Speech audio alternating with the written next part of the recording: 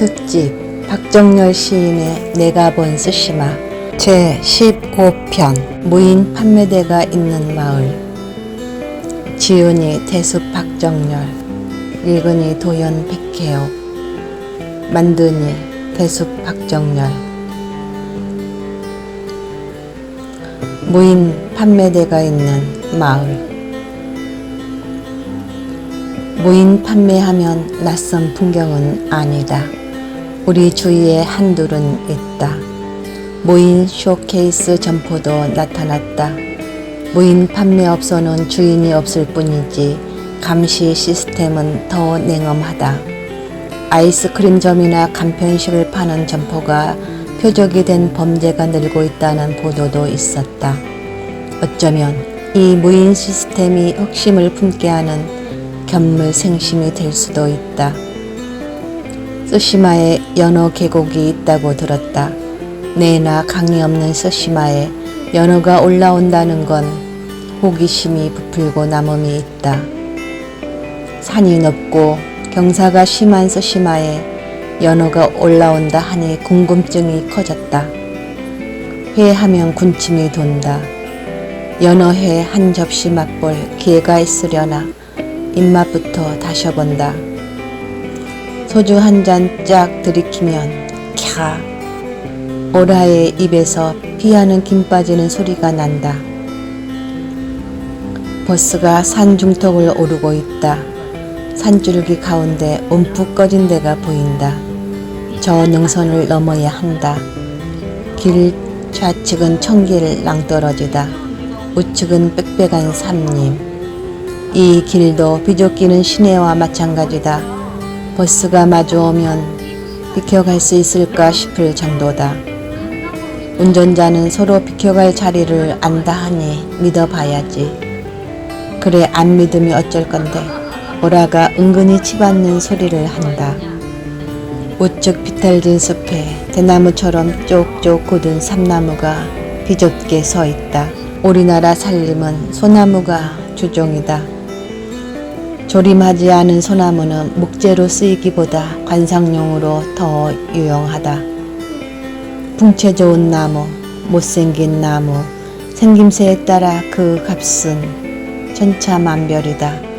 몇백만 원부터 몇 억을 호가한다. 쓰시마 산은 소나무가 없다. 이 풍토에는 자라지 않기 때문이다. 소나무가 산에는 없어도 집 안에는 있다.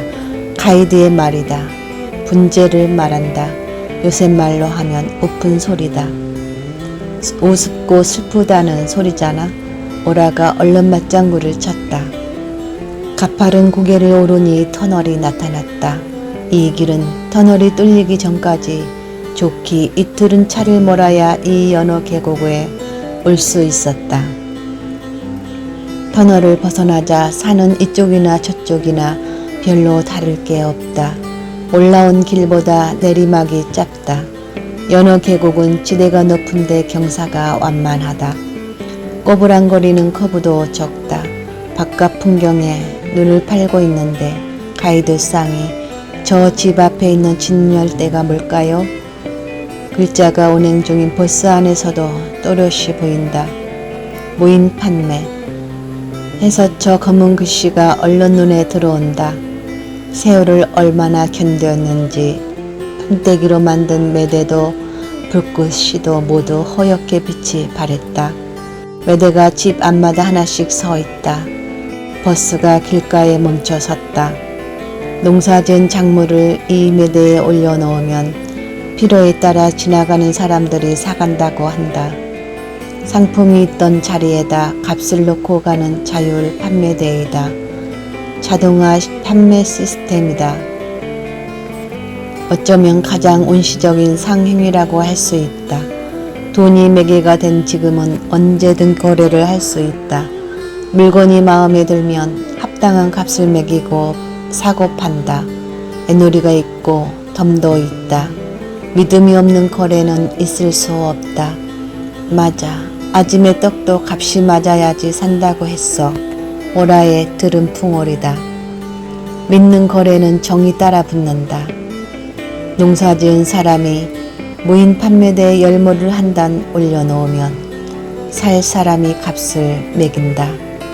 시장이나 마트와 비교도 한다. 마음에 들면 합당한 값을 놓고 물건을 가지고 간다. 합리적이고 공정한 거래다. 주인이 매대를 보니 생각보다 돈이 많다. 놓고 간 돈을 되돌려줄 방법이 없다. 불로소득이다. 횡재다. 그럴 수도 있다. 이 마을 사람들은 자기 양심에 엄격하다. 공돈을 바라지 않는다. 거스름 돈을 돌려줄 방법은 열무를 더 많이 주는 일 말고 다른 방법이 없다. 이튿날 돌려주어야 할 거스름 돈만큼 열무단을 크게 만들어 내어놓는다. 어제 열무를 사간 사람이 주인이 오는 값보다 더 많은 돈을 놓고 갔구나 하는 사실을 사가는 사람만 안다. 오라는 간신법인가 고개를 갸우뚱한다. 주인과 고객이 통하는 시만이다. 그래 이거야 하고 무릎이 탁 쳐지지 않는다. 세상살이가 이래야 맞고 이게 거래의 상식이다. 안타까운 건 우리 현실이 그렇지 못한 데 있다. 오죽하면 눈 감으면 코 베간다 할까. 양심은 제쳐두고 분수를 모르는 꼴불견이다. 불의가 날뛰는 얍삽한 세상이다. 입만 열면 남 탓이고 추호도 자기 잘못은 인정하지 않는다. 누구도 진실은 모른다. 오직 자기 양심만이 알 뿐이다. 문학은 허구라고 말한다. 동화에 나올 법한 얘기가 여기는 현실이다. 소설이나 수필 소재로도 좋겠다. 허구에는 진실성 확보라는 난제가 있다. 없는 일을 더 사실답게 표현해야 하는 어려움이다. 우리 동화에 이런 이야기가 있던가 없던가 동화의 소재로 정말 좋다. 정직, 믿음, 박애, 어떤 용어를 써도 흠이 안 될 소재다. 이 두메 마을은 아직 진행형이다. 오라는 긴 숨을 푹 내쉰다. 유명한 작가가 되려면 글을 잘 지어야 한다. 글이 명성을 얻고 작가의 반열에 올려놓는다. 독자가 공감하고 나도 이렇게 살아야지, 꼭 한번 나도 가보고 싶다, 이런 충동이 있면 성공한 거짓말이다. 정치꾼들 위해서 소설 쓰고 있네 하는 말이 심심찮게 나온다. 오라가 대뜸 소설은 아무나 쓰나 볼멘소리 한다. 고전은 모두 사실만 같다. 심청전, 흥부전, 춘향전, 공지팥지, 잘 꾸며진 언어 예술이다. 이들 작품은 생각이나 성격이 올바르고 인품과 학문이 훌륭한 이가 상상력을 동원해 빚은 창작물이다. 선의에는 조금 속아주어도 좋고 속여도 괜찮다. 고전의 특성은 교시성이 강하다. 능력이 되면 이 마을을 소재로 동화나 소설 한 편 짓고 싶다. 관계 속에 가장 소중한 건 믿음이다. 믿음만한 응원도 없다.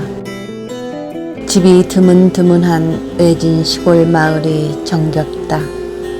지푸른 산을 등진 마을이 꼭 내 고향 같다. 앞에는 개울이 흐르고 두어마지기 다락논이 펼쳐진 곳, 천진한 아이들 노랫소리가 들릴 듯한 이 정경. 오라의 입에서 새소리가 난다. 아이들이 지금쯤 소물고 오겠네. 뻐꾹새 울겠네. 고향 같은 동네, 아린 기억 속 풍경이 있는 이 마을.